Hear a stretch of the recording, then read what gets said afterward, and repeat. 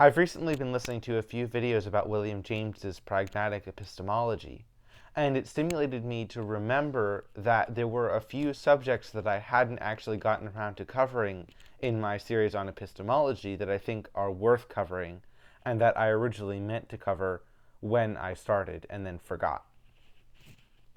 Among these is a complete and coherent list of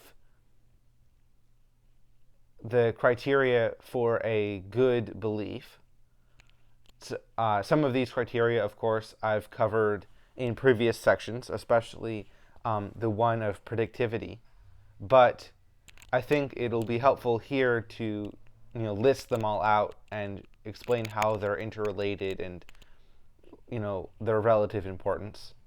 And then another concept that I wanted to cover, but I don't think I got around to, except perhaps in passing, is falsity risk, which is sort of a way of judging semi-intuitively, semi-rationally, what beliefs are worth investigating in order to determine whether they need to be revised beyond how they initially start out in our minds or not. And then I think I also want to cover sort of a consideration of reductive empiricism and the problems with it when sort of coming at it from a phenomenological / pragmatic approach, which describes my approach at least. So to begin with, the first theoretical criteria that allows us to judge whether a belief is good, so to speak, is, of course, predictivity. Basically, how well it allows us to predict and with how much accuracy the consequences of our actions and also the changes in our environment that are not under our control. This is because, as I've said before many times during this series, the reason we care about knowing about the envelope is because of our thrownness, the fact that we cannot help but be creatures that wrestle with the envelope and are affected by it, no matter whether we affect it or not. And because of that connection with the envelope that we can't help but have, we naturally want to be able to manipulate the envelope, or at least prepare ourselves for its actions upon us, such that we can improve our experience of interacting and being within this envelope. And of course, if we're going to prepare ourselves for the changes in the envelope or act, we need to be able to predict. Because, of course, preparation requires a prediction of the future, and action requires the ability to predict the consequences of the action. Otherwise, there's both no reason to act and a large chance that when we act, of course, something that we don't want will happen.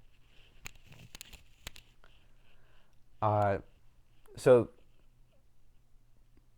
a belief that is capable of both accurately predicting some things and or the more accurately a belief can predict those two things, and the more things that a belief can accurately predict, the better. And so yes, this is the core of empirical beliefs about the envelope, right? We can't necessarily use this as a criteria for presuppositions, but I've already covered the criteria for good presuppositions, and there's no need to reiterate that.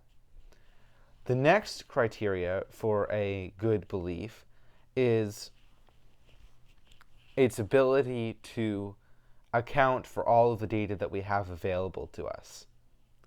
This is related and might even be subsidiary to the first criteria, depending on how you look at it, because if a belief is not able to account for all of the past data, then that's an indication that it will not be able to account for all of the future data.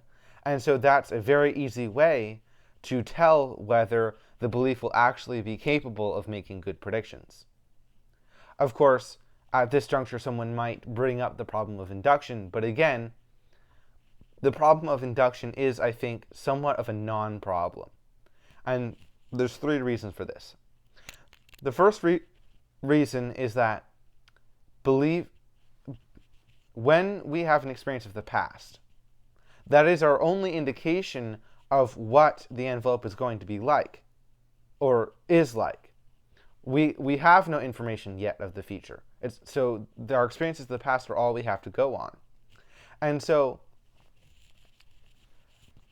we might as well assume that the future will be like the past, since we have nothing else to go on anyway, and we need to make some kind of action.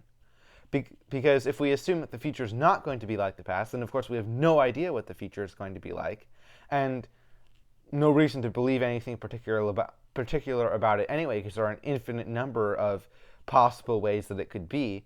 And so assuming that the future is not like the past just completely gives us no information and is not a helpful belief at all.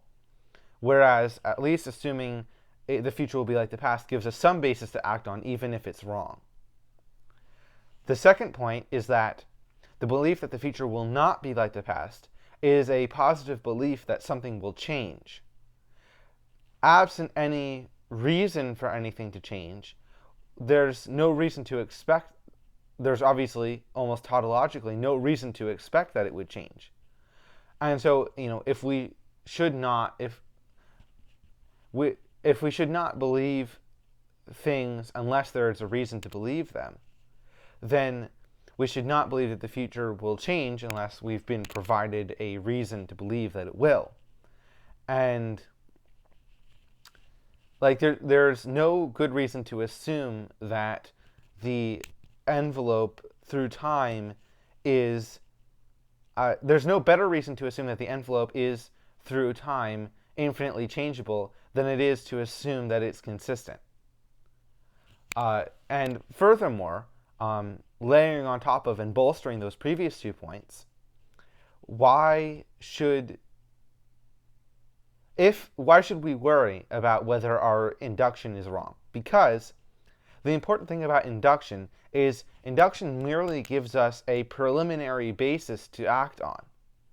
If it turns out that our induction is wrong, then it's obviously a self-correcting process, because then we can simply change our, discard our expectation and accept the reality instead of the expectation. And furthermore, we can then move with that reality as the expectation for the future. And so induction is a naturally self-correcting process anyway. Anyway, moving on. So those are the first 2 criteria. The next criteria is, I guess maybe the best way to phrase it is fecundity, or productivity, as opposed to predictivity. So I guess I'll go with fecundity, because the other 2 sound too similar, and I might misspeak. So the criteria of fecundity basically says that a belief is better when not only does it predict well, right? Not only when does it have predictivity, but it is actually it has platforms or hooks or foundations for new beliefs to be formed on the basis of it that also have good predictivity. So, for instance, a belief in methodological naturalism is very fecund, because it helps. Not only is it generally very predictive, but it helps us form new beliefs, scientific theories, right? That, at least in the past so far, have been much more predictive and fecund themselves than the beliefs that would have been generated by not assuming at the outset, at least prima facie, that things can have a rational, coherent, and natural explanation. Conversely, beliefs can be bad if they are not fecund, if they lead either to They can be neutral if they lead to no other beliefs but have good predictivity. But even if they have good predictivity, if they lead to other beliefs naturally that have actively bad predictivity, then that's not a good belief, and one should attempt, if one, as I posit one does, desire to influence the envelope well, or function within the envelope, one should look for other roughly as predictive beliefs that have a better fecundity. An example of this is a belief in miracles, as as the reverse of methodological naturalism. A belief in miracles, or methodological supernaturalism, is not fecund, because the supernatural can explain anything, and because it can be made to fit with any set of facts, but it can't really predict anything. And so it leads to actively incorrect beliefs, but even worse, in a sense, it actually stops the generation of new predictive beliefs, because when some inconsistency or non-predictivity is found in a belief, one can simply plug the hole by the infinitely plastic and malleable supernatural, and suddenly there's no need to move forward. An example of this is when Newton discovered that his laws of gravitation indicated that the planets should fly apart. Instead of going back to the drawing board and trying to rectify his science and perhaps arriving at general relativity hundreds of years before it would later be discovered by Einstein, he instead said, no, God is holding all of the planets in their orbits, so it's fine that my theory doesn't predict what we're seeing because I've plugged this hole with the supernatural. And then he left science entirely and went on to become a alchemist, focusing on trying to find hidden codes in the Bible. Another criteria that I think is a good one is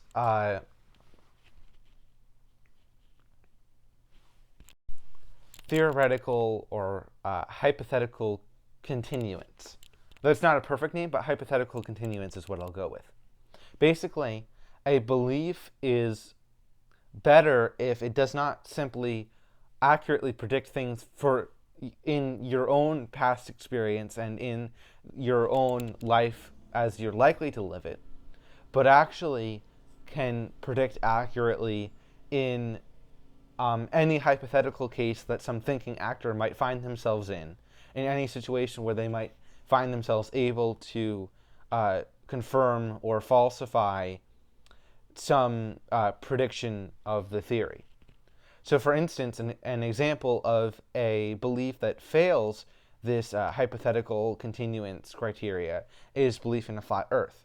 Because although if you're a medieval peasant with no GPS and no planes and no ability to travel, belief in a flat earth is just as predictive as belief in a spherical earth. Someone who is actually, some hypothetical actor might be able to, of course, circumnavigate the globe. And so that belief fails hypothetical continuance, because under some hypothetical situations it would not continue to be predictive. And this is where falsity risk comes in, because of course it's essentially impossible or very, very difficult to actually verify that any belief will satisfy hypothetical continuance completely. So what one has to choose whether one explores the hypothetical continuance of a belief or not. And so the idea of falsity risk is a way of helping you decide whether you should actually explore this hypothetical continuance or not. Because if a belief is prima facie, doesn't seem, if it's unlikely that you'll ever be in a situation where the belief is, where it's possible that a belief could cease to be predictive, then of course one should perhaps not worry about the the hypothetical continuance of the belief that much. Likewise, if a belief doesn't affect your actions that much, you don't use it that often, and so it turning out to be wrong wouldn't affect you negatively that much, affect your ability to function in the envelope that much, then once again, one shouldn't worry that much about its hypothetical continuance. So falsity risk is the idea that we should take the likelihood you'll be in a situation to falsify the predictions of a belief as a percentage probability, and then take the negative consequences if the belief is falsified in some predictions as a magnitude, and essentially multiply these together. Because the smaller the likelihood that you'll be in a position to falsify the predictions of this belief, then the less the magnitude matters. But if the magnitude is great enough, it can overcome that. So, an example of this would be religion, because, most religious beliefs impact your actions a lot and make very many predictions about the world and reality that matter to your actions a lot. And often, especially with regards to human nature, you'll be almost daily in a position to falsify those predictions if they need to be falsified. And so, although it's not possible to falsify, although it may not be possible to falsify the existence of a God, it's although the falsity risk of some kind of abstract deism or spiritualism isn't very high, the falsity risk of most religions is extremely high. Not to mention that religions generally fail the previous criteria horribly. In addition, it's generally the case that, because religions generally aren't very predictive. Instead, usually they, when they don't make incorrect predictions or incorrect statements about the past, it's because they've been post hoc modified to fit. See, for instance, Sean Carroll's talk, God is Not a Good Theory, about the actual predictions that theism would make about the universe if not modified post hoc to fit what we now know from science. And of course, religion isn't very fecund, doesn't very well describe, the past history, right, and so on. Now, one could say that not all religion falls afoul of this. Some religion has a very low falsity risk. For instance, religions that have a very small, in comparison, set of predictions about reality, or none. Some kind of, like I said, very abstract deism or spiritualism that doesn't really tell you anything particular about reality, doesn't really affect your actions that much. Such religion would have a very low falsity risk, because deism wouldn't lead you to change your lifestyle that much, I would imagine, at least if you're taking it seriously. And it makes very few predictions about reality, except that, the first cause was some kind of deity instead of a singularity or whatever. What the problem with, that kind of belief is, obviously, it falls afoul still of the fecundity criteria. And since it doesn't really make any predictions at all, it falls afoul of predictivity. And it's not worth believing at that point, because you've cut it down to something so minimal that it doesn't affect your life and therefore doesn't run afoul of falsity risk and therefore require active skepticism. And so since it's not affecting your life, why bother? And this brings me actually to the final criteria, and one of the more interesting ones that I think is generally pretty important. And this is similar to one of the primary criteria for selecting presuppositions. And this is having the smallest set of assumptions, essentially Occam's razor. And this is a very important criteria because uh, the more assumptions of any kind that you add to a belief, the more you essentially overfit it to your current or past experience. Those assumptions aren't themselves predictive beliefs that accurately reflect all of your past experience, and they may fall afoul of hypothetical continuance and falsity risk. But assumptions are usually based on past experience. And so when you add assumptions to a belief, you are adding chances that those assumptions might turn out to be wrong. And so generally you add assumptions to a belief because those assumptions seem evident to you from your current experience, but they aren't themselves, predictive and don't aren't themselves backed up by evidence, and so are not themselves direct beliefs in the same sense as I've been using the word previously.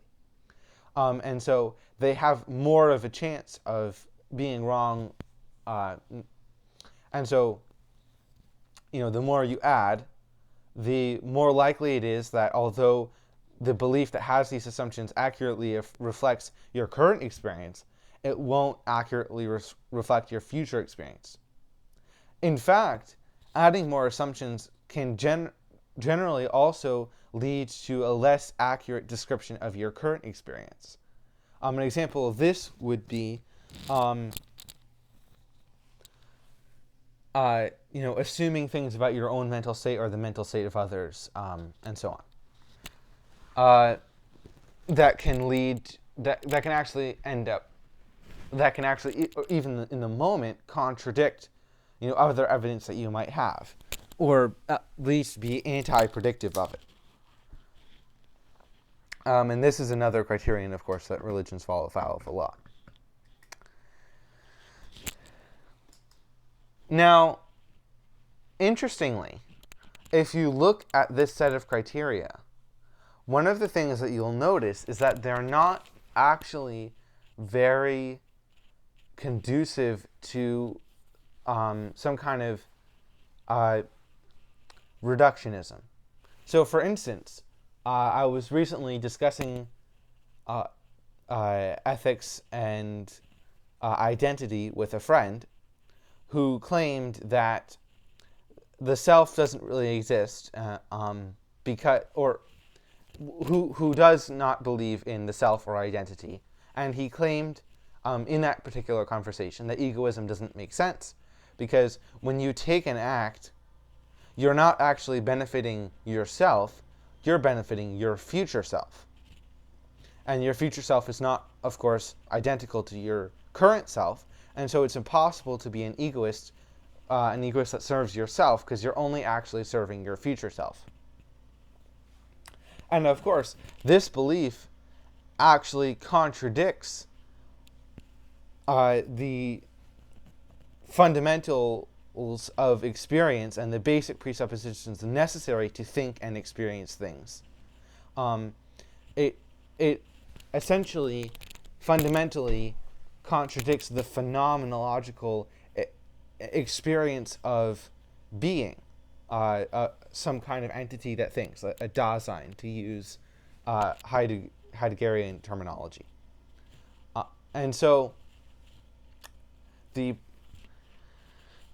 is where things get interesting, because so far my epistemology might have sounded highly empiricist, with a few exceptions.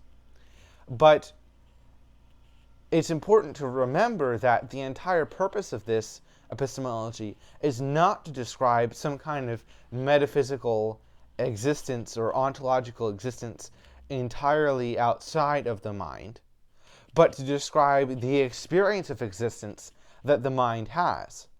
And so if there is some base phenomena or, phenomenological substrate required for experience, like a sense of identity, then it is necessary to include that in your set of beliefs, because otherwise, of course, it leads you to not accurately describe what it's going to be like to experience the envelope. And this runs afoul of predictivity, obviously.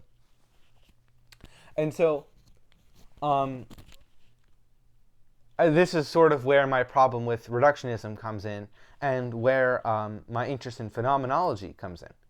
Because if I'm interested in analyzing, in attempting to understand what it's like to experience the envelope, then of course I'm interested in phenomena and understanding the necessary structures of consciousness and phenomena and how those two interact.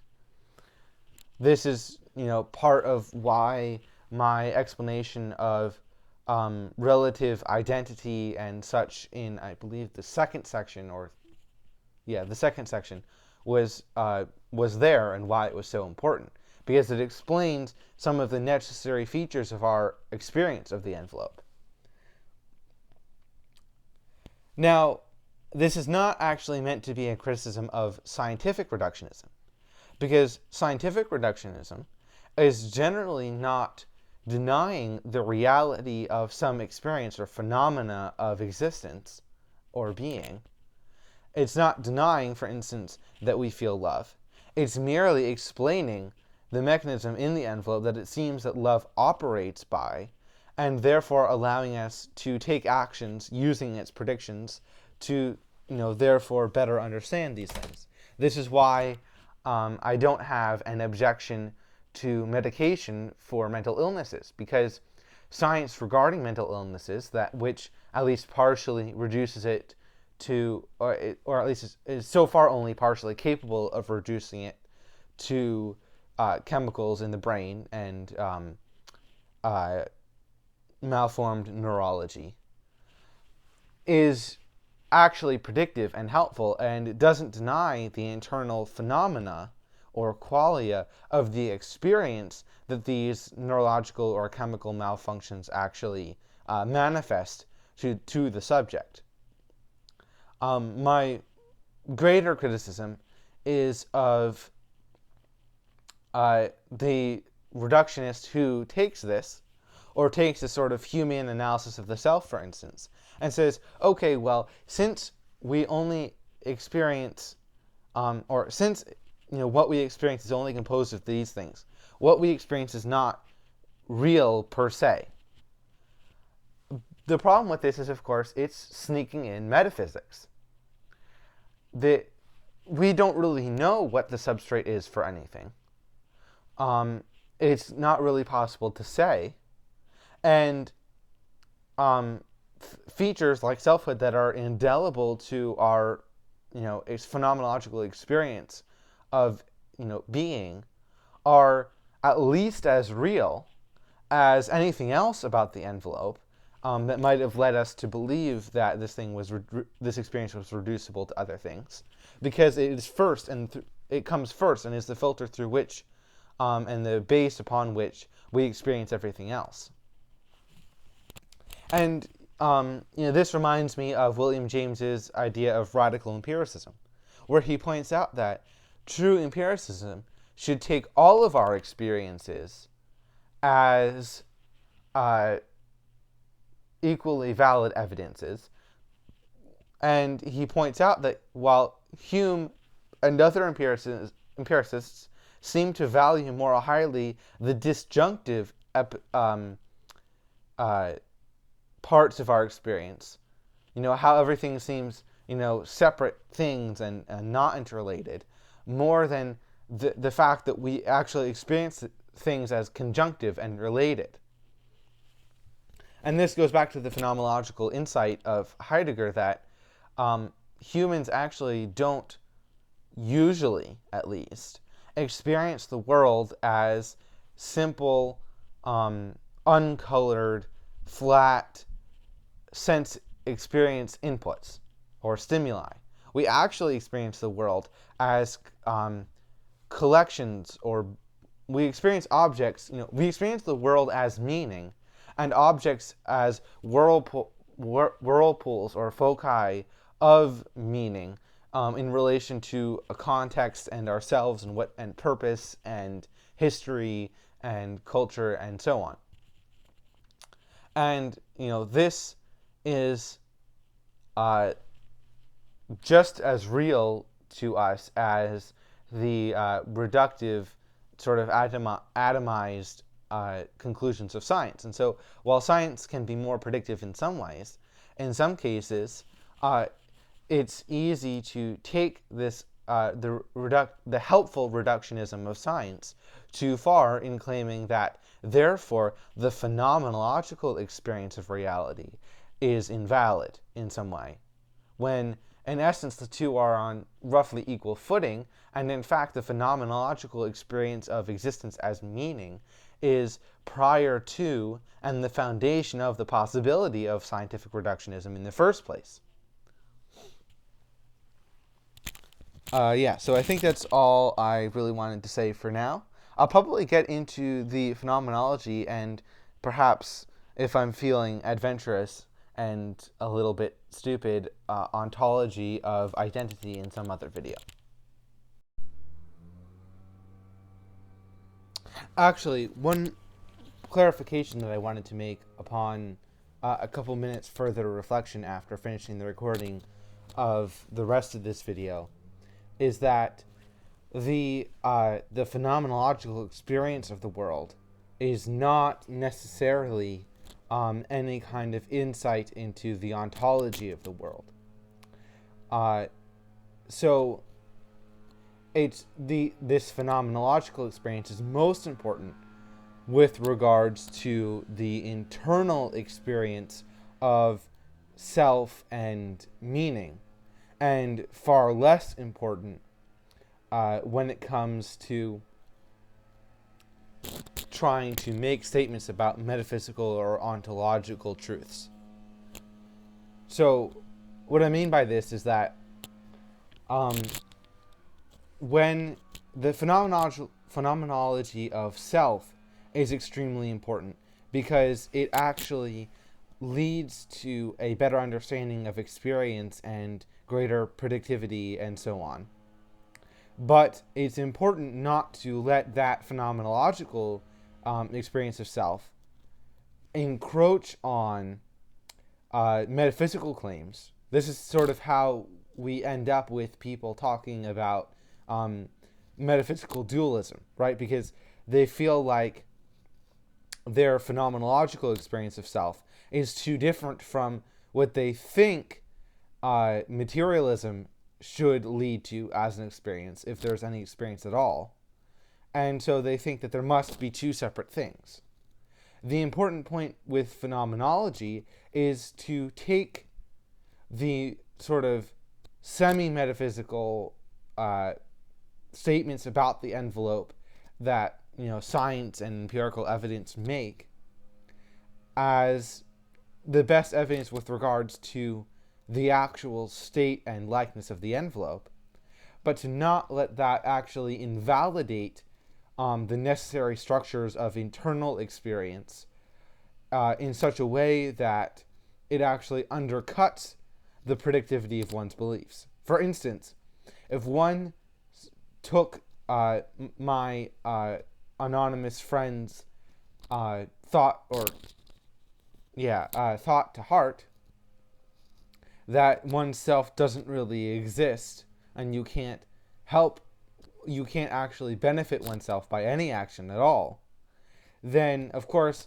that undercuts not only one's ability to act for yourself, but to act for the benefit of anyone else. And it undercuts my ability to even respond to him, because of course a couple seconds later he's not the same person that just asked the question. So I can't actually answer the question of the person that asked the question.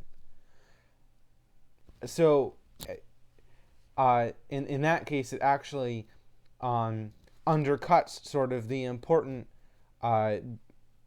realities that we need to actually understand our experience and operate within it and predict it. This does not give license to take, all.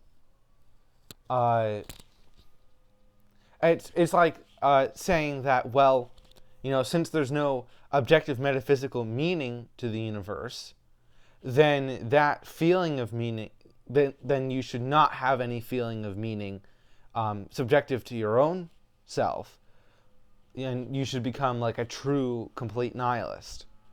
That is taking a sort of empirical reduction that is helpful for predicting reality, and is really a result of applying Occam's razor as well, and applying it to invalidate a necessary component of experience that's ineradicable and required for action and forming beliefs about the envelope in the first place. So you can use, you cannot use empirical reductionism to undercut phenomena, and you cannot use phenomena to undercut empirical reductionism or generate new metaphysical claims. So, for instance, the proper response to my friend's point is not to say, "Oh, well, I guess myself doesn't exist, and I should just waste away," or whatever. The proper response is, "Well, my experience of existing as a self, as a being for whom, choices are possible and being is a question for, is a necessary part of my experience of existence, just as necessary as any, fact about metaphysical reality or the envelope or any kind of reductionist point about the flow of time or anything like that. And as such, I can operate in light of it, even though the metaphysical basis that makes this experience possible and coherent is unclear. But conversely, there to the religious person who would say, well, my experience of spirituality, of, for instance, the Holy Spirit working in my life, is a indelible component of my phenomenological experience of the world, and therefore I should, the Holy Spirit exists, runs afoul of two problems. The first being that if that although that experience might be indelible, the fact, first of all, that experience may not be indelible, but assuming that it is, then the fact is that that experience can be explained by many metaphysical claims about the envelope, and the only point that phenomenology as the enemy of reductionism can make with regards to that experience is that it is not invalid or non-existent or false, and that it should be taken seriously. Not that the metaphysical claim that this particular person links to that experience or feeling is necessarily correct. And, in fact, the metaphysical claim might fall afoul, as it does most likely, of the criteria for belief, and so should be discarded, just at the same time as the spiritual feeling that they have should perhaps be recognized and understood holistically as something that they can still and should still act on and with reference to. But they should act on and with reference to the phenomenological feeling, that experience that they're having, not the metaphysical thing that they leap to. And this is how you get someone like Sam Harris, who recognizes the validity and reality of spiritual experiences, but of course has a vastly different set of metaphysical claims regarding what substrate actually makes them coherent and possible than do Christians or Buddhists or Hindus or Muslims or any other religion. So I think that's all I wanted to say on that.